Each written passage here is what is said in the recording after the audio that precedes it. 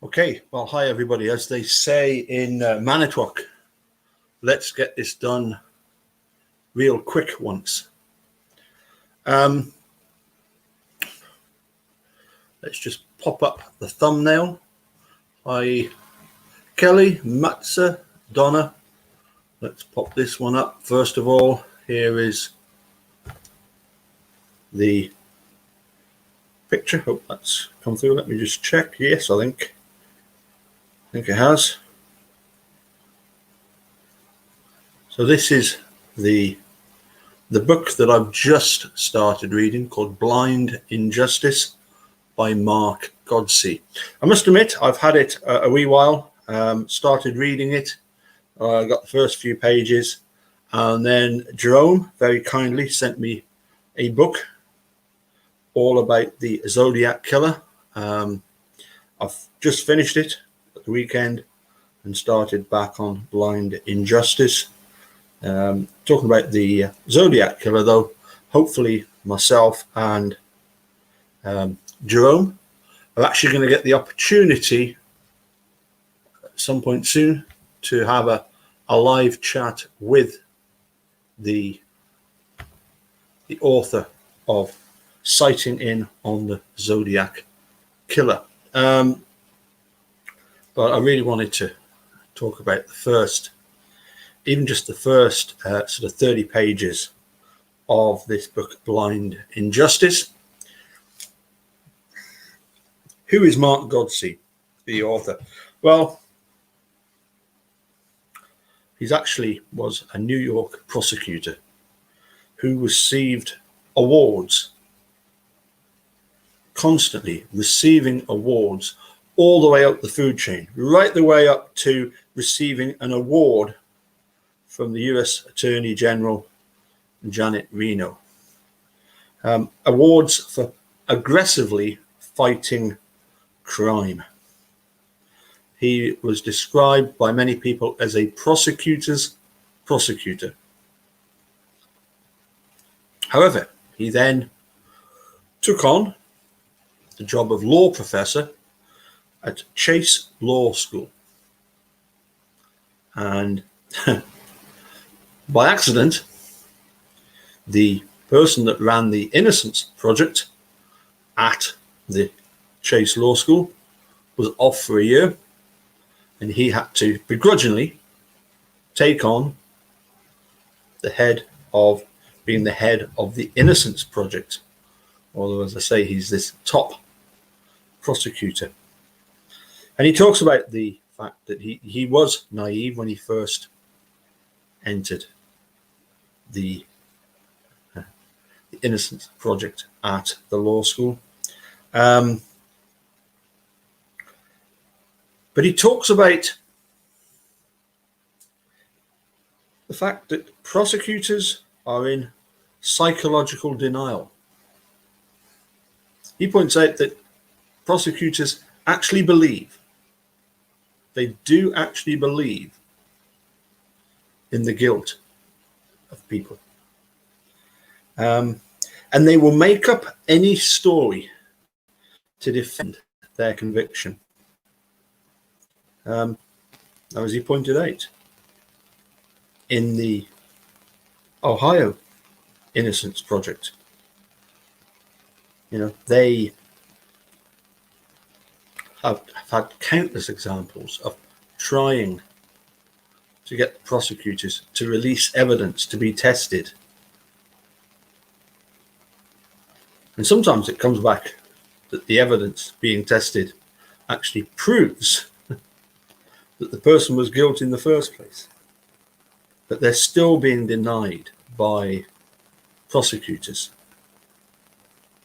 who won't even accept that the Innocence Project would be testing the evidence by themselves. Yeah, I see this comment about Janet Reno, but I'm sure that we see a bit of her mentioned with Seth Waxman.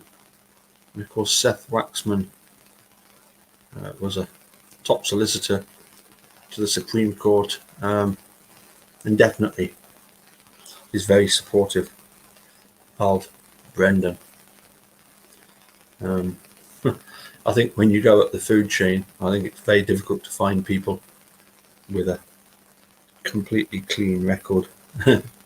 Sometimes, not even a completely clean record. Anyway, we're not here to. I'm not here to talk about that. One of the things that Mark Godsey talks about, as I say in the early chapters, was the fact that in one call with a prosecutor, the prosecutor said, the name of your project, Innocent Project, it bothers me. How did you come up with the name? It's insulting. These prosecutors, and obviously police as well, I can't help wondering at times, surely these people realize how corrupt they are. How can you possibly not watch Making a Murderer and realize the kind of problems that are in that case? But they really do suffer from a certain amount of NIMBYism that he talks about, this idea that it's, yes, wrongful convictions do happen occasionally, but not in my backyard. And as I say, cognitive dissonance. And so in the book, he talks about a fella who first coined the phrase. And this is really what I wanted to pop up this evening to have a quick look through. So here we go. Hopefully this will work okay. Yeah, there we go. Let's try that again. I need to click on that one. That's it. So here is when prophecy fails. A social and psychological study of a modern group that predicted the destruction of the world is a classic work of social psychology by Leon Festinger. This is the guy that Mark Godsey quotes in the book, Leon Festinger. But the book, When Prophecy Fails, is by Leon, Henry Rickon, and Stanley Shanter, published in 1956, which studied a small UFO religion in Chicago. UFO, who else believes in UFOs? Oh, yes, Carly McKenty, Daniel Kulcharski. Religion in Chicago called the Seekers. Anybody that's watched Harry Potter knows what a seeker is. Anyway, different group altogether that believed in an imminent apocalypse. Try that again. Apocalypse and its coping mechanisms after the event did not occur. Festinger's theory of cognitive dissonance can account for the psychological consequences of disconfirmed expectations. How do they deal with the fact that they're wrong?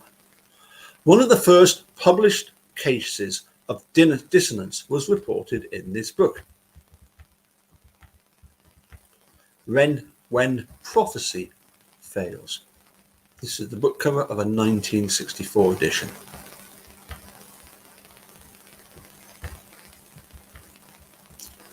Overview.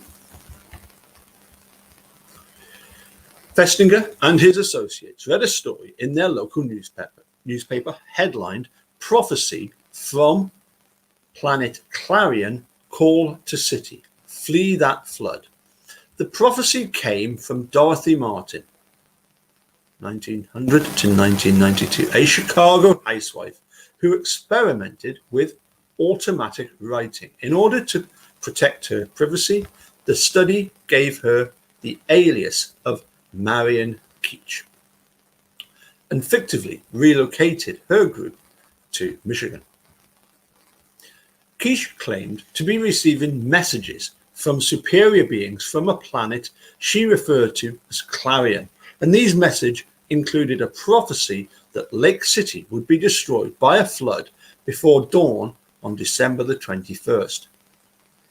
Keach had previously been involved with L. Ron Hubbard's Dianetics movement, and she incorporated in ideas from what later became Scientology. The group of believers headed by Keach had taken strong actions to indicate their degree of commitment to the belief. They had left their jobs, college, and spaces, and had given away money and possessions to prepare for their departure on a flying saucer, which was to rescue the group of true believers. These messages claimed that the world would end in a great flood before dawn on December the 21st, 1954. After the failure of the prediction, she left Chicago after being threatened with arrest and involuntary commitment. She later founded the Association of Sananda and Sanat Kumara. Under the name Sister Thedra, she continued to practice channeling and participating in contactee groups until her death in 1992. The association is active to this day. Premise: Festinger and his colleagues saw that this as a case that would lead to the arousal of dissonance when the prophecy failed. This idea that they cannot cope with being wrong.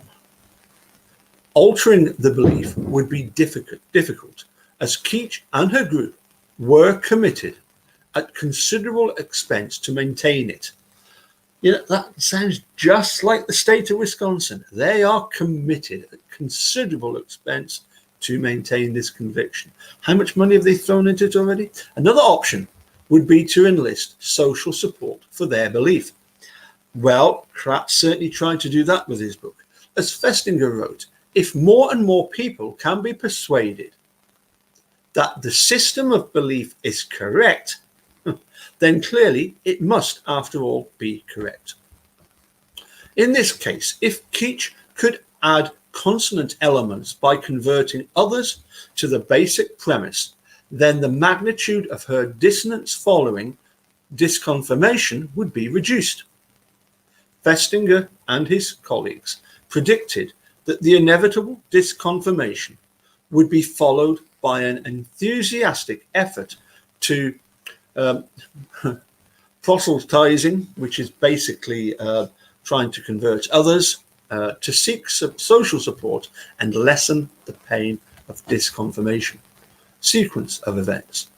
Festinger and his colleagues infiltrated Keach's group and reported the following sequence of events. December the 17th, Miss Keach received a phone call from prison from a person identifying themselves as Captain Video from outer space, telling her that a saucer is to land in her backyard to pick her up at 4 o'clock in the afternoon.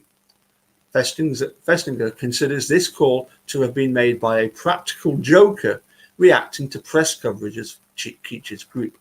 Some of the group initially questioned the call before accepting it and preparing themselves to be collected by the saucer, removing all metal objects from their persons.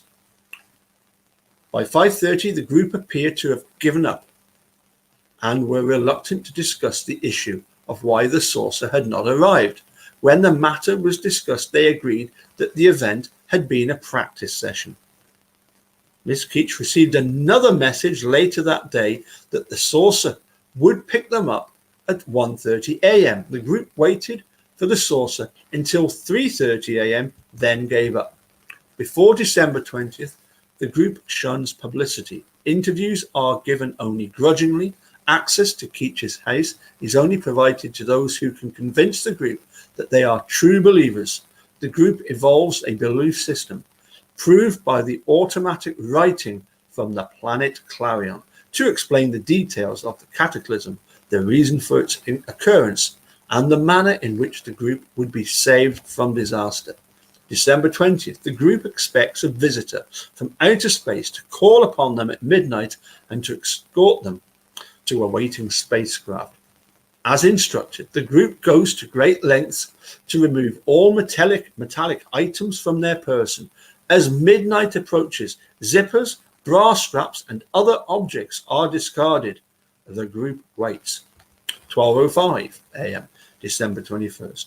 No visitor. Someone in the group notices that another clock in the room shows 11:55. The group agrees that this is not yet midnight. 12:10. The second clock strikes midnight, still no visitor. The group sits in stunned silence. The cataclysm itself is no more than 7 hours away. 4 a.m. The group has been sitting in stunned silence. A few attempts at finding explanations have failed. Keach begins to cry. 4:45 a.m. Another message by automatic writing is sent to Keach. It states, in effect, that the god of Earth has decided to spare the planet from destruction.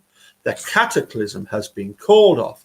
The little group, sitting all night long, has spread so much light that God had saved the world from destruction.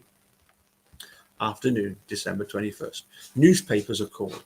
Interviews are sought. In a reversal of its previous distaste for publicity, the group begins an urgent campaign to spread its message to as broad an audience as possible. December 24th, the Christmas Eve caroling from the group started a riot of about 200 unruly spectators. The police had to be called to control the mob. The community was not happy with, well, Mrs. Keach, no, Miss Keach. December 26th, a warrant was issued for Mrs. Keach and Dr. Armstrong for several charges. The point, of course, about the that Mark Godsey says in the book is this whole idea that when this cataclysm has been called off, the believers in this group even believe this story to be true because, of course, the evidence was there was no destruction. Therefore, it must be true.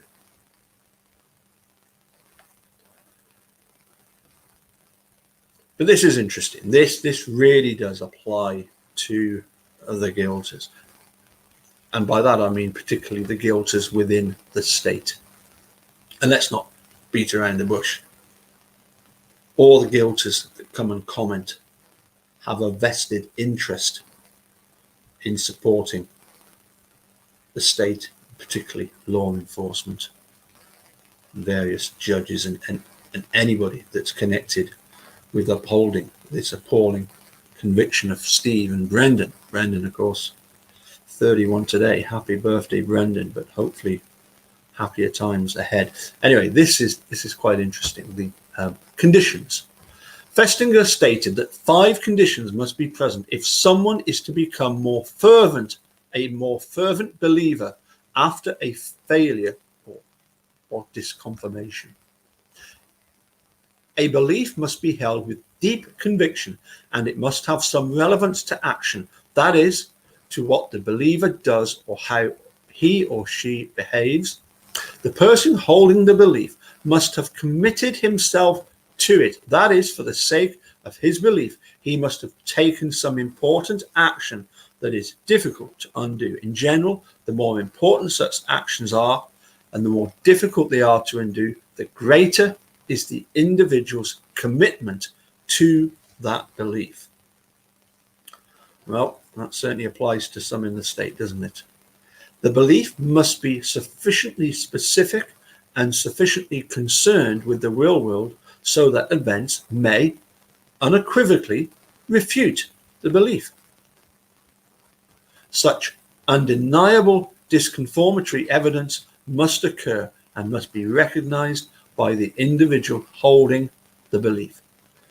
And the individual believer must have social support. It is unlikely that one isolated believer could withstand the kind of disconfirming evidence that has been specified. If, however, the believer is a member of a group of convinced persons who can support one another, the belief may be maintained, and the believers may attempt to, once again, proselytize or persuade non-members that the belief is correct.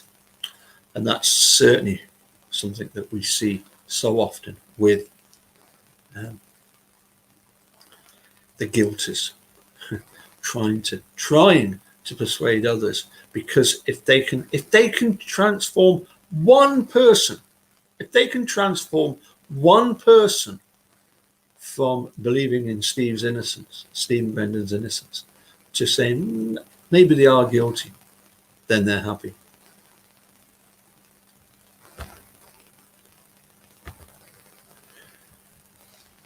Anyway, I shall continue to read, obviously further through the book, which is incredibly interesting. And I'll keep you informed as to what we've got, what is in the various chapters as I get through them. It's getting late here. It's nearly 11 o'clock at night, so I'm going to say cheerio. As I say, this whole idea that they will, the prosecutors that he's talking about, Mark Godsey, that he encounters, it's typical of the kind of things that we heard that, for example, that was it Linda Fairstein in the Central Park Five couldn't accept that the Central Park Five were innocent. It had to be a case of they were, there were other people involved. They were, they were still part of this attack on the woman. And yet, just throughout the book, throughout the first bit, number of cases that he's had to deal with, where you've got people prosecutors who just won't accept that they've got it wrong, and that these people have been freed by DNA evidence. In the most bizarre of situations, some of the excuses that you hear some of the prosecutors come up with. And what does that remind us of? Ken Kratz and his book, and Ken Kratz and his Twitter. Anyway, as I say, that is all I've got time for today. So we'll catch you all again soon. Take care. Bye for now.